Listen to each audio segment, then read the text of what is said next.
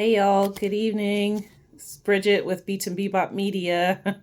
Decided to start a new YouTube page so that I could connect with you guys. So here I am, and woo, hi. I am tonight reviewing new vinyl that I got in, and I'm super excited about it. 4 vinyl set of Ray Charles. First record I'm listening to is this one, Ray Charles, Ingredients in a Recipe for Soul. This 4 vinyl set came out on his record label, Tangerine Records. Just came in the mail, so I'm super excited to get finished with them. But I just started listening to this one, and I'll probably be listening to this for the rest of the night. But I just took a break from my first listen, and the way I take a break is I drink a cup of tea. So I figured I'd share that now that I'm making these content videos. My tea of the day, I think, would be interesting. So I just ordered some tea from a couple different companies, but the first one that I've opened is this tea from Brooklyn Tea Company. Thank you, Brooklyn Tea Company. And I was experimenting. I usually drink green teas almost exclusively, but I decided, since I hadn't ordered from Brooklyn Tea Company before, to just sort of order some of the different kinds of teas that they had that I've been curious about. Because a little known fact, one of my dreams is to become a tea sommelier at some point. Ought to be fun, right? So this tea is a Kamba, I hope I'm pronouncing that correctly, Kenyan Black. This is it, and it says it's a smooth and malty copper-colored Kenyan tea with notes of tart black currants. I did taste some before, and it did have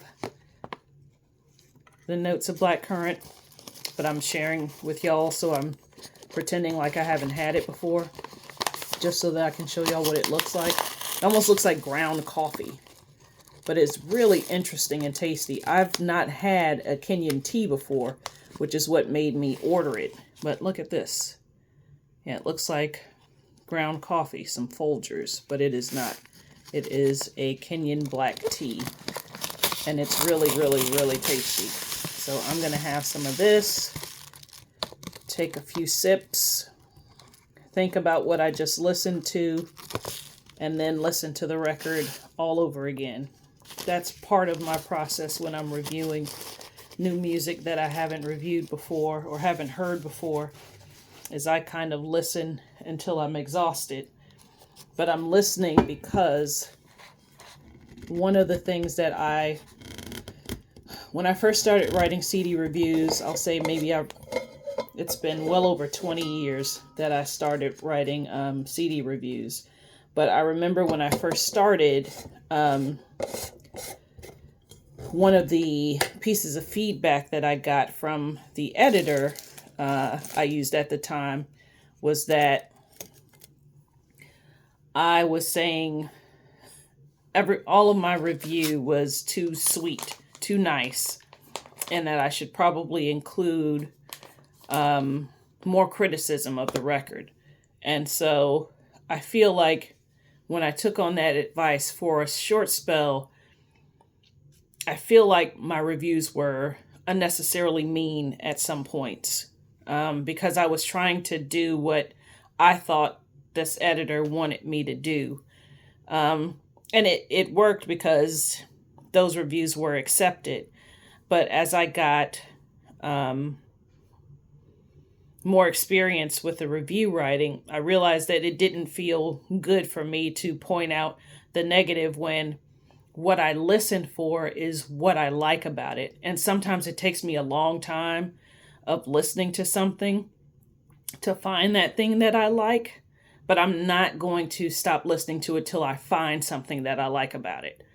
And so I've kind of scrapped that whole you got to say something negative aspect that was in my review writing initially, and now I just highlight what I do like. So with Ray Charles, it's not going to be hard to come up with something because I love Ray Charles. But part of my process is to kind of sit back and sort of like, okay, what was that? What did you hear? What did you think of it?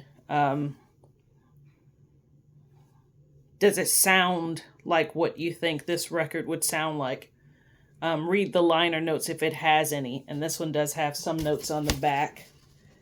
So I'll read that while I'm drinking my tea. And then I'll put it on again.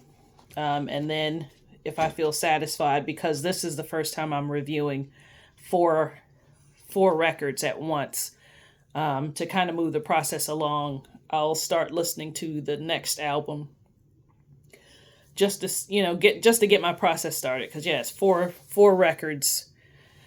First time I'm doing it, but I wanted to take on the challenge. And yeah, I'm just going to sit here for now for a few minutes and drink out of my Walmart cup and digest what I heard. Pardon the napkins and spoons I have in excess over my shoulder, but yeah, I keep tons of them so that I can have tea. Look, I got agave on my desk because I drink so much tea at my desk. But that's my thing. I love tea. I love listening to music. I love drinking tea while I'm listening to music and while I'm writing reviews.